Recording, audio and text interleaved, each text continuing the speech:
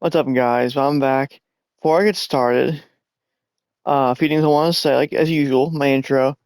I actually said this last night in the Raw review, but I want to keep reminding you guys this each episode for the next few weeks, just because it's a big change for the podcast. Um, I'm going to like a guitar club now and a cooking class, so I'm gonna be very busy.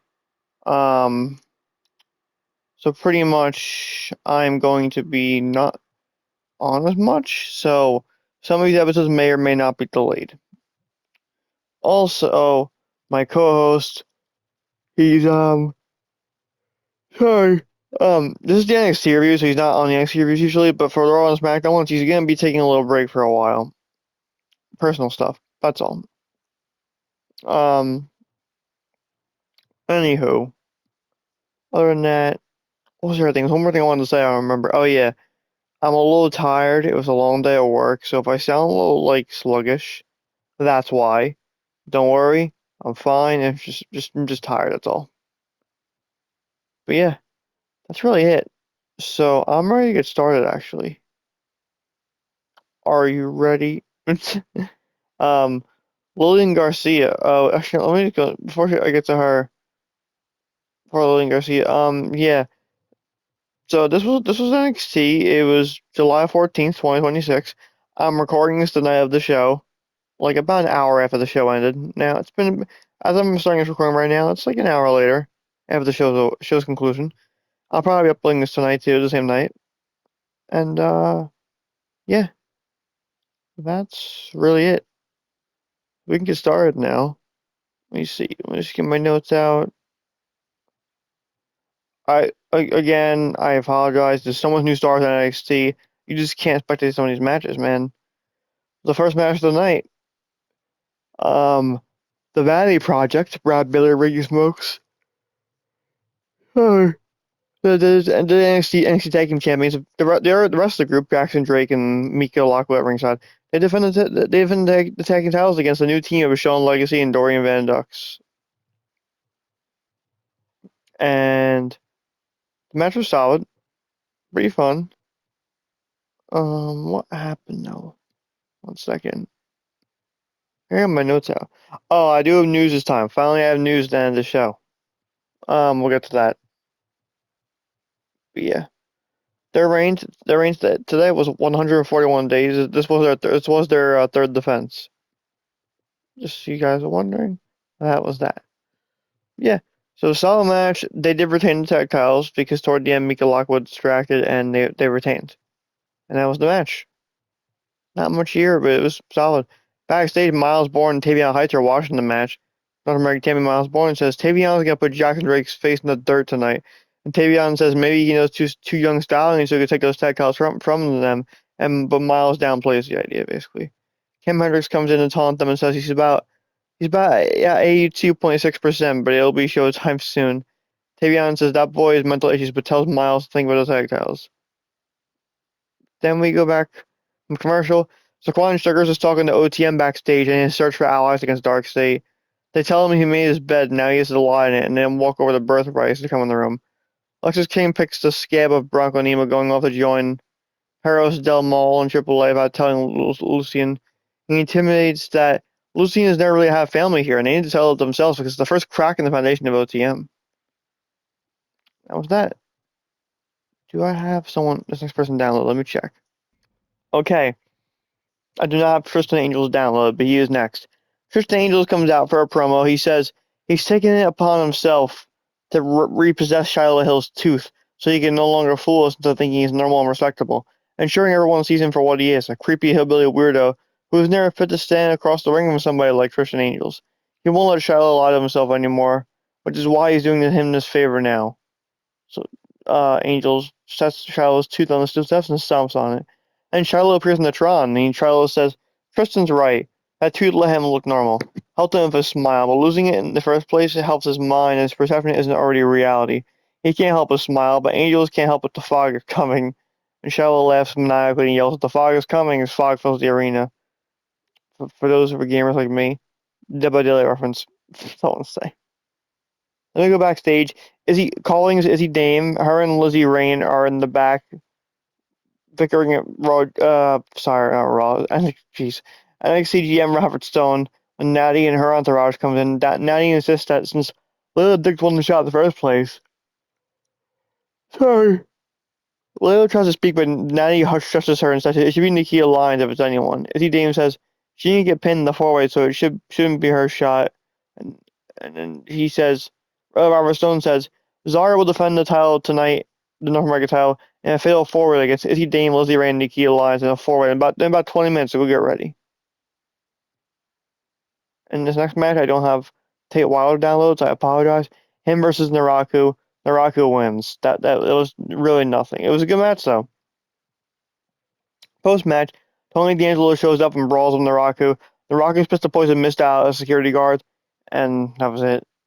Then back in commercial, Hank and Tank are backstage chatting of EK Prosper by Keanu Carver. Prosper says Carver is a freight train doesn't stop. Tank says he's a beast and they talk about getting theirs back, and Saquon Sugars comes in and says they could take Keanu, and when they stare skeptically, he says he just needs help with Dark State.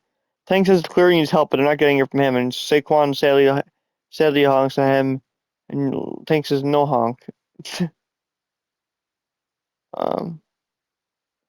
Lizzie Rain comes out of the KFC popcorn chicken pop meter in the corner of the screen. What the world we're living in. Let me set the match now. That's a funny coincidence. Let's put little digs in here. That's funny. But anyway, this is the 4-way match. This is Zaria's. What's her reign at? Let's check real quick on Cage match. I'm curious. This is Zaria's. This is her, first of all, 36 days as champion. This is her second defense. So she retains. Really fun match. Basically toward the end, Natty and Carmen Petrovic work Zaria over, but then Jaya Parker comes out to brawl with Natty. Zaria spears Carmen, and basically in the end, Zaria pins Nikki Lyons with an F5 to retain. Really good match. This was match of the night. It was a banger. This was really good. Then backstage we get a Saquon Sugars shouting at the Wrench QCC. They give it to him real, but hopeful, just a cake celebration when he beats Dark State. Lola Vice comes in and tells Kendall Gracie's coming for her. Then in the back commercial, Tony D'Angelo, NXT champion. He confronts Robert Stone by Naraku. Stone says he's protecting Tony from himself, but gives him a rematch against Naraku next week. Tony D'Angelo doesn't respond. Robert asks if it's good. Tony says it's good, but not good enough. And good over take care of business of Stone yelling after him. Now we get our next match, which I need to set up. Alright, so next match, Tavion Heights versus the Vanity Project Garcia Drake. This is really good, and basically toward the end, because of interference in the rest of the Vanity Project, Drake wins. Then, we get another Arena Volcano vignette about how the NXT universe is ready for her. It's making her debut next week. I think Kate won't walk you for a minute. It wasn't just me apparently. My screen went like blue during the show. It wasn't just me apparently. And then it comes back. Saquon Sugars manages to convince Romeo Marino Noam Dar to help him against Garcia next week. Then we get the Ren's QCC try backstage when Ren's excitedly run right through the opposite who might win tonight, but Kendall knows it's gonna be a tough night, no matter who wins. Callie Armstrong comes in to talk about some trash and says she remembers how their last match went before walking off. Then Jaya Parker is staring. Callie notices and they have a quick back and forth before Callie carries on. And Nikki Lyons jumps Jaya Parker behind and beats her down. Then back in commercial we get a vignette from Sean Spears about how he found the calling to highlight the drive and talent in NXT. And he's proud of them, except for how Nico Vance didn't realize he was going to come back for him. Next week he's going to drag him into deep waters and find out just how much he learned. Vic Joseph reads a text from Natty about how she's gonna sell things to Jaya Parker next week and announces a match between them has been made. Cool. Now it's main event time. I know that communication for Kelani Armstrong is terrible, guys. That's the best one I could find. Main event time. This is Lola Vice versus Kelani Jordan versus Kelani Armstrong. NXT Women's Champion their one guitar match. Really fun match. Banger match. Lola Vice won, so she will be getting her rematch for the belt that she lost to Kim LeGray. And that's really it. I know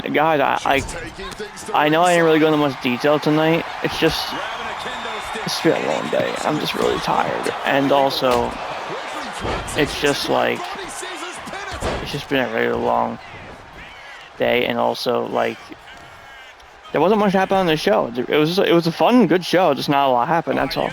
Oh, one more thing. I apologize. One more thing at the end of the show that happened, actually. My bad. We're not done yet. Robbo Stone runs out to the parking lot where Tony D'Angelo's beating up Naraku up under a tree. And Robert gets him separated and he makes their match next week for the title, a street fight. Now it's official. Tony D'Angelo defends against Naraku again in a rematch, another NXT Championship match against Naraku, but it's a street fight next week officially. So that should be fun. Pretty much. Now that's actually the end of the show. Before I end it, like I said before, I do have some news. Let me go find the post. Here we go. About Braun Breaker. I agree with this news, by the way. Actually, one more thing, one piece of news. On Raw, I forgot to mention this. There was actually a teaser of Big Cass coming back. I think he's coming back aside the main event in Mercedes weekend. That's my theory. And then Enzo comes back at SummerSlam. I'm calling it right now. But anyway, the real news. Braun Breaker has reportedly been frustrated how much of his creative has played out earlier this year. Braun also explored his creative options, holding conversations to people within the company about pivoting away from his current direction into a different one. I don't blame him. I've been saying the same thing.